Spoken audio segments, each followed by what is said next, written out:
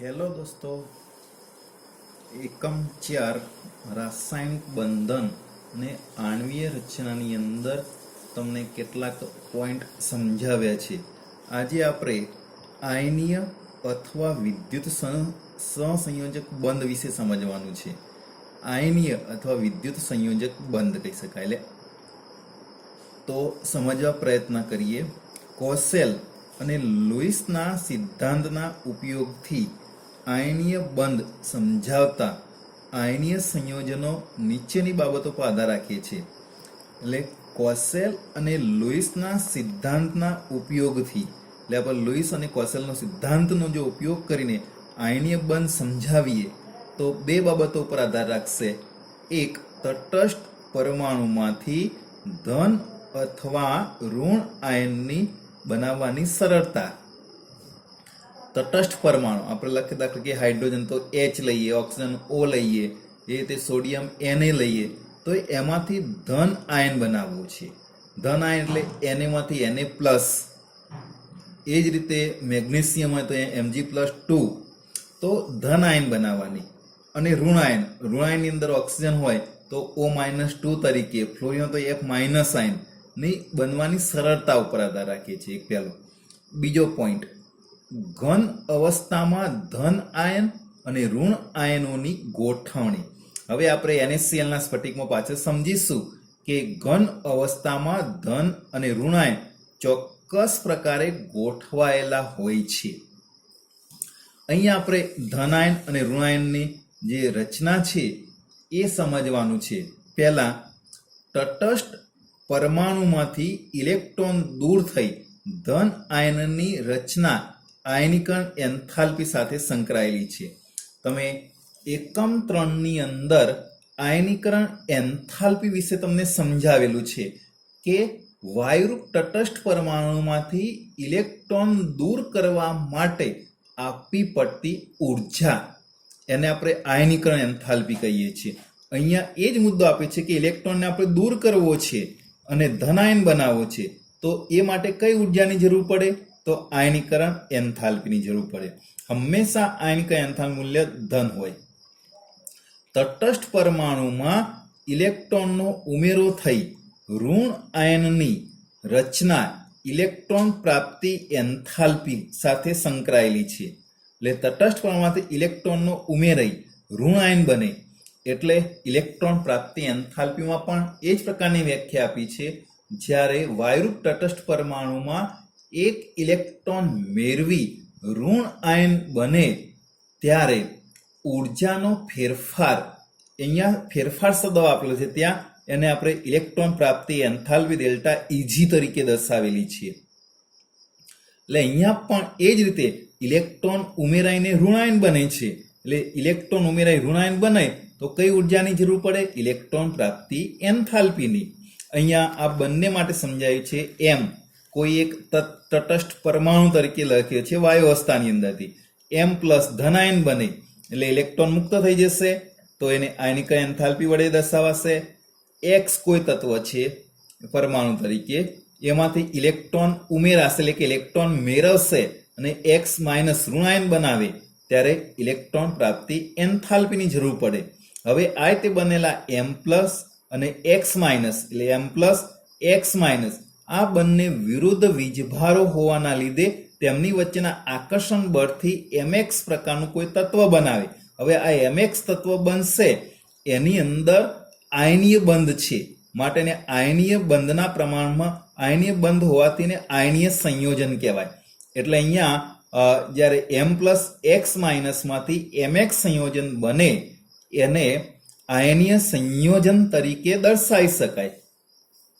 આયનીય બંધ પ્રમાણમાં નીચી આયનીકરણ એન્થાલ્પી મૂલ્ય ધરાવતા તત્વો અને ઇલેક્ટ્રોન પ્રાપ્તિ એન્થાલ્પીના ઊંચા ઋણ મૂલ્ય ધરાવતા તત્વો વચ્ચે રચાશે.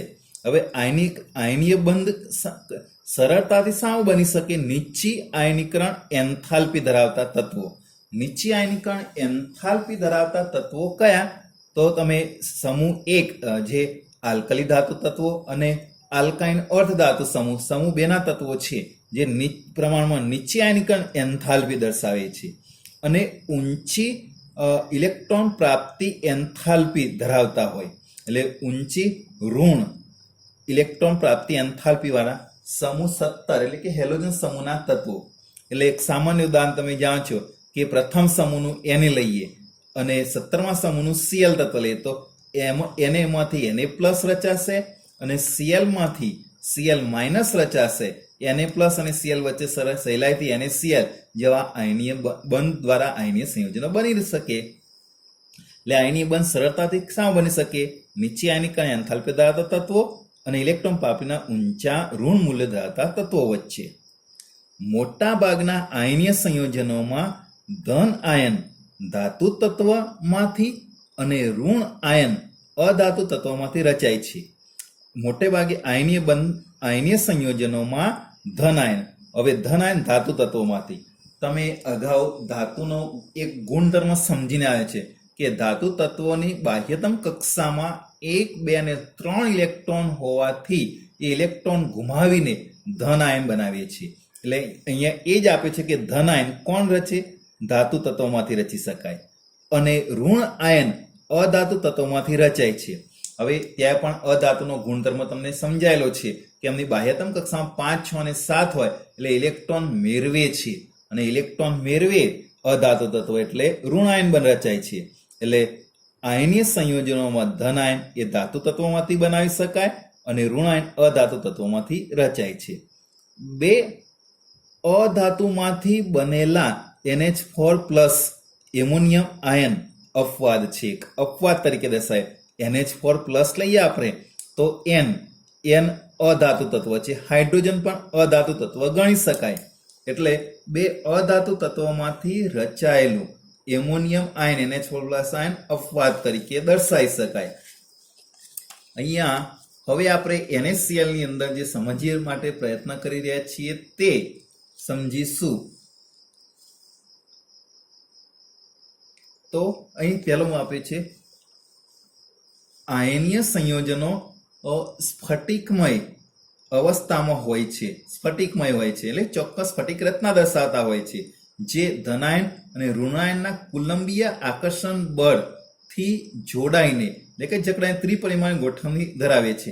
તો આ NaCl ની આ ત્રિપરિમાણીય ગોઠવણી દર્શાવેલી છે 3 પરિમાણની અંદર. એટલે કુલંબીય આકર્ષણ બળ વચ્ચે આવશે. એટલે ધનાયન અને ઋણાયન વચ્ચેના જે આકર્ષણ બળો છે એને કુલંબીય આકર્ષણ બળ કહી શકાય. આ સંયોજનો જુદી જુદી સ્ફટિક રચનામાં સ્ફટિકીકરણ પામે છે. એટલે જુદી જુદી સ્ફટિક રચનાની અંદર દાખલા તરીકે તમે અગાઉ સમજાય સમચતુષ્ફલક, સમતલીય સમચોરસ, ત્રિકોણીય દ્વિપિરામિડલ, અષ્ટફલકીય જેવી જુદી જુદી સ્ફટિક રચનામાં સ્ફટિકીકરણ પામી શકે છે જે આયનના કદ, તેની પેકિંગ ગોઠવણી અને અન્ય પરિબળો પર આધાર રાખશે. આયનનું કદ, જો નાનું કદ છે, મોટા કદ હોય એ પ્રકારે પેકિંગ ગોઠવણી એટલે ગોઠવણી કેવી રીતે થાય છે તે એ તમે ધોરણ 12 ની અંદર સમજશો કે એને સમચતુષ્ફલકીય છિદ્રની રીતે, અષ્ટફલકીય રીતે તો એ પ્રકારની ગોઠવણી થશે. તો આ NaCl ફક્ત સમજવા માટે છે. આ પરીક્ષાની અંદર દોરવાની નથી પૂછાતી. NaCl ની સ્ફટિક રચના અને NaCl ને રોક સોલ્ટ કહેવાય.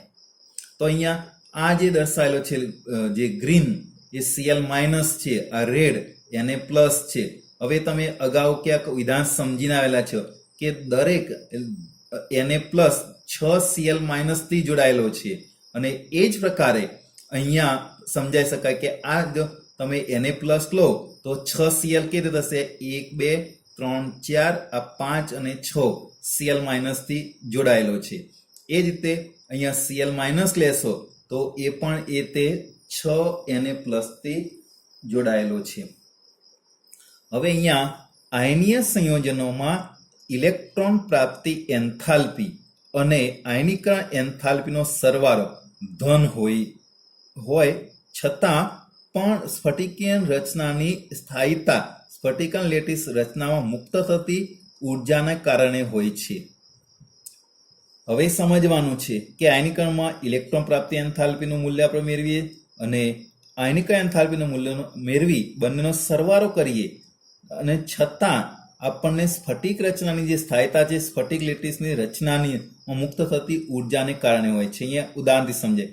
Na ગેસમાંથી Na+ ઇલેક્ટ્રોન નિરતના આયનિક અને એન્થાલ્પીનું મૂલ્ય છે 495.8 495.8 કિલો જૂલ મોલ ઇન્વર્સ છે.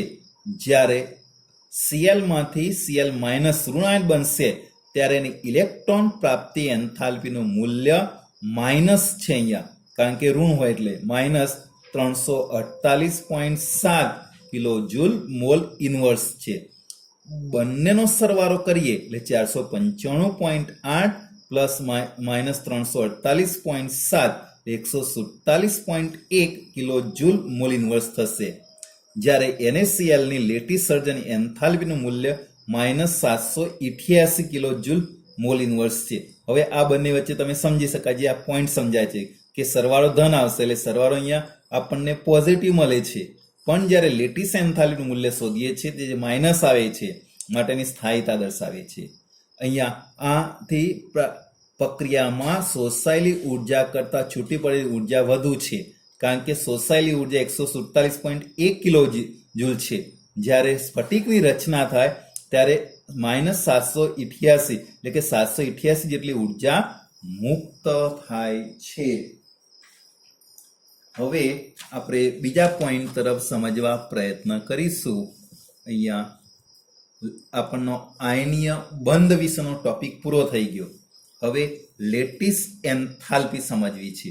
તો વ્યાખ્યા: એક મોલ ધન સંયોજનને સંપૂર્ણપણે તેના વાયુમય ઘટક આયનોમાં ફેરવવા માટેની જરૂરી ઉર્જા. તમને લેટીસ એન્થાલ્પી ઇનડાયરેક્ટલી આયનીય જે બંધમાં છેલ્લો પોઈન્ટ સમજાય તે કે એક મોલ ઘન સંયોજન એટલે એક મોલ NaCl નું ત્યાં સમજાયેલું છે સંપૂર્ણપણે વાયુમય ઘટકીય આયનોમાં, એટલે આપણે Na પ્લસ આયન અને Cl માઇનસ આયન ઉદાહરણ તરીકે લઈએ, ફેરવા માટે જે ઉર્જાની જરૂર પડે છે માઇનસ 788 કિલો જૂલ, એ ઉર્જાને લેટીસ એન્થાલ્પી કહેવાય. એટલે એક મોલ ધન સંયોજનને સંપૂર્ણપણે તેના વાયુમય ઘટકીય આયનોમાં ફેરવવા માટે જરૂરી ઉર્જા. જો એ સમજાય, NaCl ની lattice enthalpy 788 kilo joule mall inverse છે.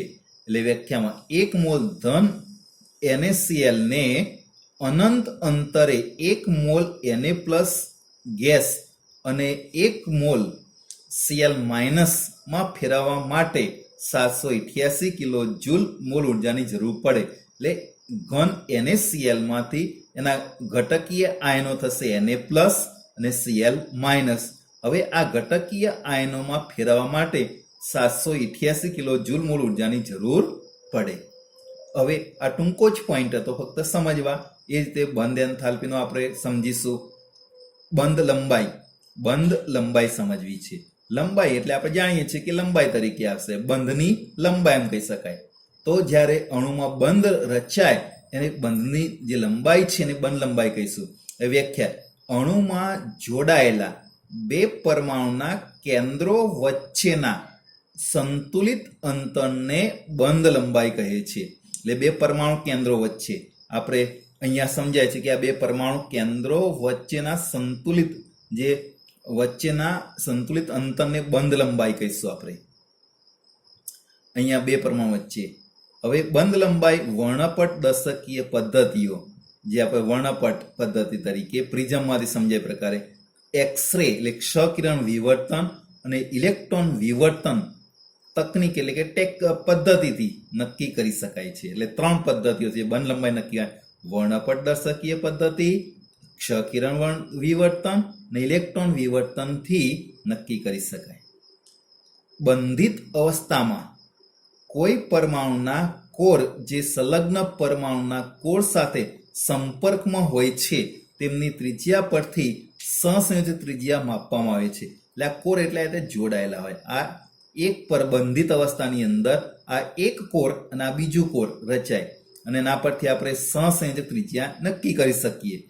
સમાન અણુમાં સહસંયોજક બંધથી જોડાયેલા બે સમાન પરમાણુ વચ્ચેના અંતરથી અડધું મૂલ્ય છે. એટલે અગાઉ પરમાણુની ત્રિજ્યા વિશે સમજાય તો એ જ પ્રકારે આપ્યું છે પરમાણુ ત્રિજ્યા વિશે કે સમાન અણુમાં સહસંયોજક બંધથી જોડાયેલા બે પરમાણુ વચ્ચેના અંતરથી અડધું મૂલ્ય, જેને આપણે સહસંયોજક ત્રિજ્યા કહીશું. અહીં Cl2 અણુમાં સમજાયેલું છે. બે પરમાણુ કેન્દ્ર વચ્ચેનું અંતર 198 પિકોમીટર છે.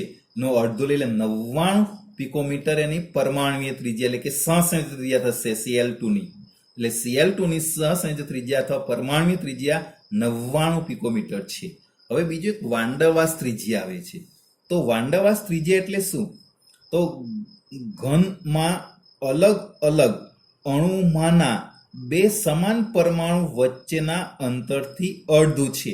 એટલે અહીં સમજવાનું છે બે અલગ અલગ અણુઓ, આ એક અણુ અને આ બીજો અણુ, એટલે બે અલગ અલગ અણુઓ વચ્ચેના સમાન પરમાણુ વચ્ચેનું અંતરથી અડધું. એટલે અહીંયા Cl2 અણુમાં સમજાયેલું છે. અહીંયા આ બંને વચ્ચેના જે પરમાણુ વચ્ચેનું અંતર થશે 360 પિકોમીટર છે. એટલે એની વાન ડર વાલ્સ ત્રિજ્યા થશે 180 પિકોમીટર તરીકે. તો અહીંયા તમને બંધ લંબાઈ વિશે સમજાવ્યું છે. હવે આપણે એક આગળનો ટોપિક બંધ કોણ જે ટૂંકો છે એ સમજી લઈએ. તો બંધ કોણ કોને કહેવાય? તો અણુ અથવા સંકીર્ણ આયનમાં મધ્યસ્થ પરમાણુની આસપાસ બંધન ઇલેક્ટ્રોન ધરાવતી કક્ષકો વચ્ચે રચાતા ખૂણાને બંધ કોણ કહે છે. એટલે હવે કક્ષકો વિશે તમે પરિચિત છો. આ અહીં પાણીમાં સમજાયેલું છે. અહીંયા આ ઓક્સિજન પરમાણુ અને હાઇડ્રોજન પરમાણુ જે કક્ષકો એકબીજા સંમિશ્રણ પામશે. સંમિશ્રણ શબ્દ તમે જાણો છો. સંમિશ્રણ પામશે તો આ બંને કક્ષકો વચ્ચેનો જે ખૂણો છે એને બંધ કોણ કહેવાય. એટલે મધ્યસ્થ પરમાણુની આસપાસ ઇલેક્ટ્રોન ધરાવતી પરમાણુય ધરાવતી કક્ષકો વચ્ચેનો કોણ ખૂણો એને બંધ કોણ કહેવાય. બંધ કોણનો અંશમાં આપણે ડિગ્રીમાં દર્શાવીએ છીએ. તે અંશમાં વર્ણદર્શકીય પદ્ધતિથી પ્રાયોગિક રીતે નક્કી કરી શકાય છે અને વર્ણપટ દર્શકીય પદ્ધતિથી નક્કી કરી શકાય. બંધકોણથી અણુ આયનમાં મધ્યસ્થ પરમાણુની આસપાસ વહેંચણી કક્ષકોનો કંઈક ખ્યાલ આપે છે. એટલે કક્ષકો કે તે જોડાય કે તે ગોઠવાય છે એના વિશે આપણને માહિતી મળી શકે, જે આકાર નક્કી કરવામાં મદદરૂપ થશે. H2 અણુમાં બંધકોણ 104.5 ડિગ્રી છે, જ્યારે મિથેનમાં 109 ડિગ્રી 28 મિનિટનો છે. પછી એમોનિયા માટે તમે તે સમજશો 160 ડિગ્રી તરીકે છે તે. તો આટલે સુધી આપણે સમજીએ. હવે આવતા લેક્ચરની અંદર બંધ એન્થાલ્પી વિશેથી સમજીશું.